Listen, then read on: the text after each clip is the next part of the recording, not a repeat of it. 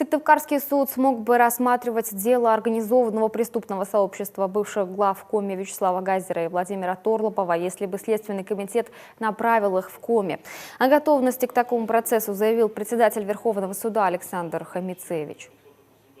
У нас есть требования уголовно-процессуального закона о рассмотрении подсудности, да, тем судом или территориально, по месту совершения преступления. Если несколько преступлений, по наиболее тяжкому, по оконченному преступлению, последнему, да, где оно окончено. Всех этих обстоятельств, конечно, мы-то не знаем. У нас нет ни обвинительного заключения, да и мы не вправе анализировать и давать этому оценку. Да. Направили бы к нам, но рассматривал бы Сыктывкарский суд.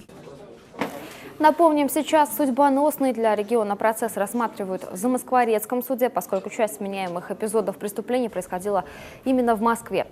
Что касается тенденций, меньше за последний год стало выявляться случаев с участием нетрезвых водителей. Больше стало рассматриваться дел в особом порядке. Для Фемиды это облегченный порядок, потому что в этом случае подсудимые сами признают свою вину, и значит доказывать ее уже не требуется.